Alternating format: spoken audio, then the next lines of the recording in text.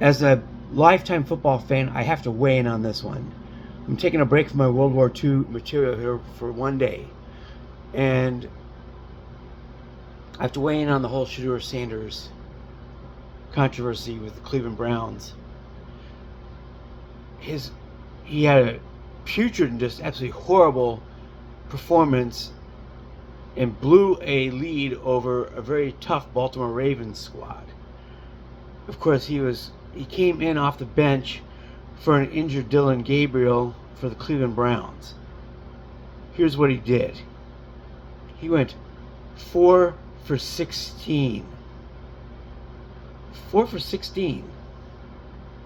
I'm a 53-year-old traumatic brain injury survivor, and with everything that I have, all my physical limitations, I could do better than 4 for 16. Just with a couple very simple plays and dump offs to tight ends.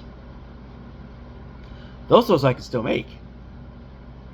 Just give me enough protection to stand there for about 2.5 seconds, and I'll dump it off you on the side and swing it out. Who knows? Maybe a receiver can make something of it. And actually, he had one such play. Sanders had a swing out at a short pass to Jerry Jeudy, who then took it, who broke through some defenders and made about 40 yards out of it. But what I want to focus on here real quick is what a lot of defenders online here on YouTube and other media channels are saying. Oh, he didn't have enough practice reps with the first team. What if I told you all that first team practice reps in the NFL are not given out freely? In practice reps with the first team are of a limited quantity. They're not handed out like candy. The first team reps with the first team offense are usually given to the first team quarterback, which for Cleveland last Sunday was Dylan Gabriel. He was the starter. The starter gets starting reps in practice. The backups get backup quantities of reps. If they're lucky, they might get 5 or 6 with the first team. They usually get maybe 1 or 2. So yes, reps with the first team in the NFL are not given like Halloween candy. I got 2 examples here. As I've mentioned here before, I'm from Katy, Texas, which is like most places in Texas, pretty high school football mad. The premier program in town is the Katy Tigers. They have won 8 state championships. 2 notable quarterbacks have come from that program. You know the first one very well, and that's Andy Dalton. He's gone on to have a pretty good NFL career. Couldn't win a playoff game in Cincinnati to save his life, but nonetheless, a very strong NFL career. It's the second guy I want to focus on because you probably have not heard of him because he spent most of his career in the Canadian Football League. His name is Bo Levi Mitchell, and he had a reputation from high school all the way. His current position is probably the only one where this isn't the case, but Mitchell has had a reputation for coming on board teams as either a backup or a third stringer, and wound up with a starting job in the end. This started at SMU, where he was recruited, and then lost his job because of an injury, and mainly because his head coach June Jones just didn't like him. And so Mitchell transferred to a lower level Division I, was called FCS school, called Eastern Washington. He transferred to Eastern Washington, and he, of course, being basically, not even a walk-on, he was still a scholarship player, but Mitchell was a backup. His mentality was this: everywhere he went, he always thought he was the best quarterback in the room, and he set out to prove it. The difference between Mitchell and Shadeur Sanders is Mitchell always set out to prove it, and he did it in every practice. He eventually wound up with the starting job at Eastern Washington, Eventually won an FCS national championship there. He was the last guy to beat North Dakota State before their dynasty began. The last guy to beat him in a playoff game. And then Mitchell also wound up with a pretty notable wide receiver in his own right that grew with him. You may have heard of him. His name is Cooper Kupp. And Mitchell went undrafted in the NFL because his height wasn't ideal. He's 6'1". And NFL teams are usually looking for somebody a few inches taller than that. I've always thought that to be borderline ridiculous, but nonetheless, he signed with the Calgary Stampeders of the CFL. He came in as the third stringer. He looked at both guys above him on the depth chart and said the same thing that he always says, I'm better than them. He got practice team reps with the third stringers, basically, and set out to prove it.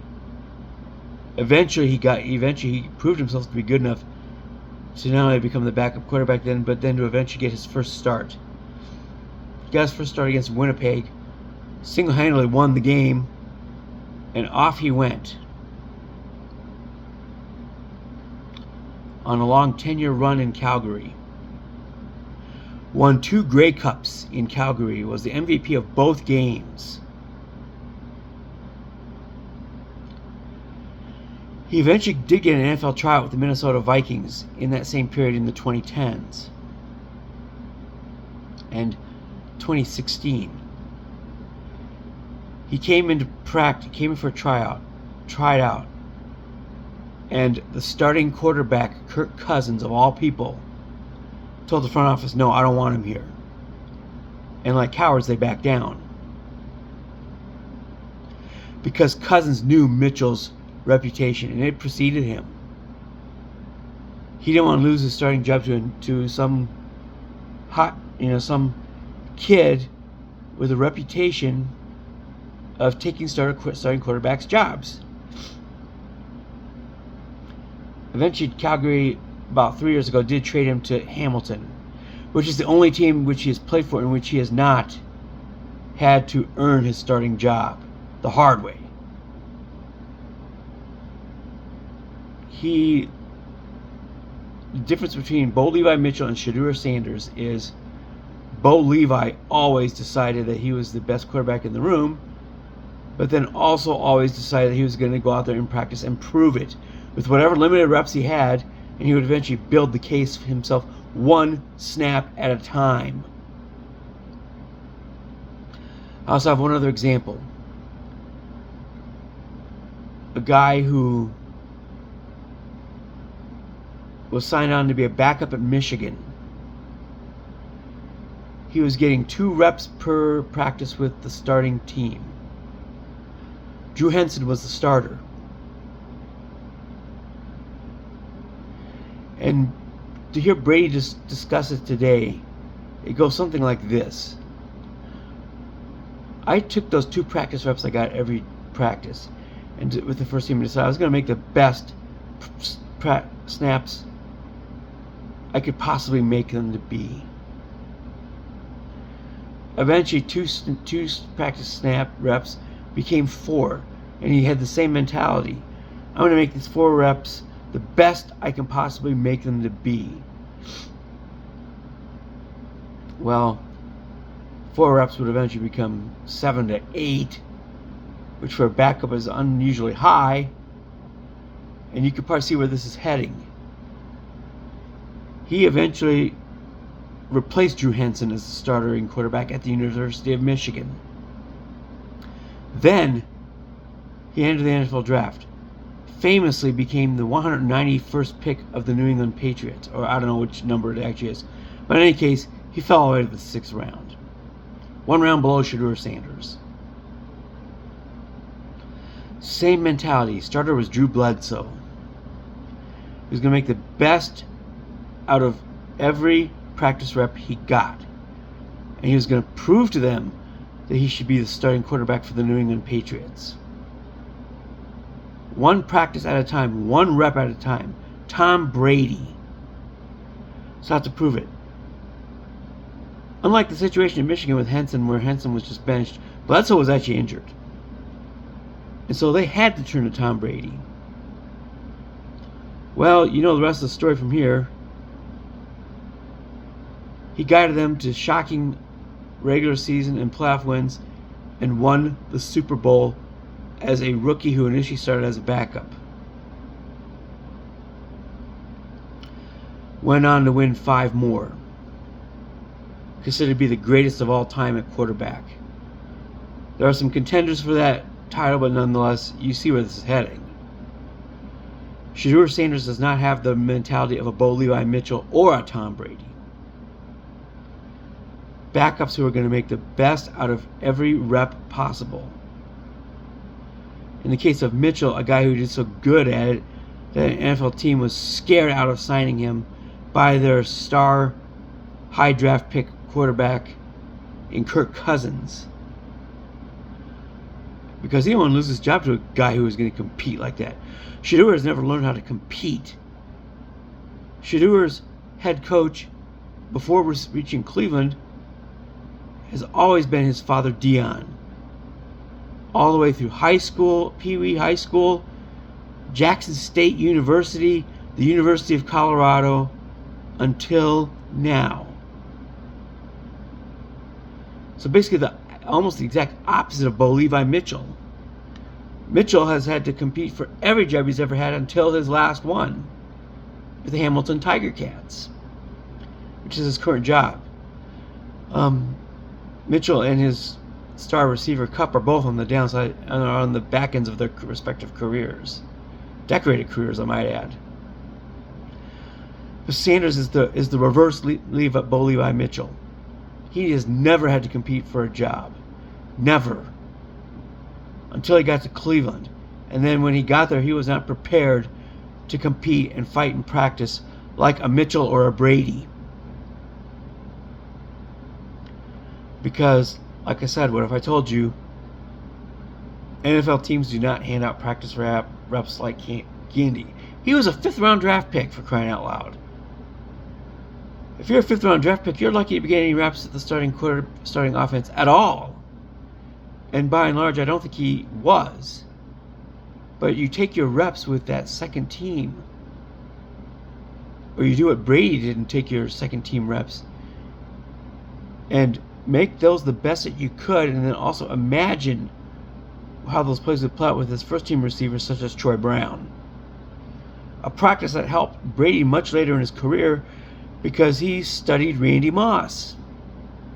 Well, guess who eventually fell into his lap in the tail end of his career at New England?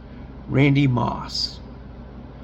This resulted in one of the most prolific quarterback to receiver duo seasons in NFL history. 23 touchdowns. An all-time record. The study and studiousness of a Tom Brady, and also to a much less famous level Bo Levi Mitchell, himself a 2-time Grey Cup champion in Canada. This is what Shadeur Sanders has never learned how to do. Never learned how to use those whatever practice reps he got with whatever players he had, and learned how to make those plays. And he gets out there on the starting stage, or gets out there on the open stage, makes his NFL debut, and this is the result. So yes, what if I told you, no, there's not an agenda against Shadeur Sanders. Practice reps are just not given out freely by NFL teams. That is my rant for today. I don't have much else to say, but enjoy your Thursday, as I like to call it, Friday Junior. You folks have a good one. We'll see you tomorrow, and peace out, homies.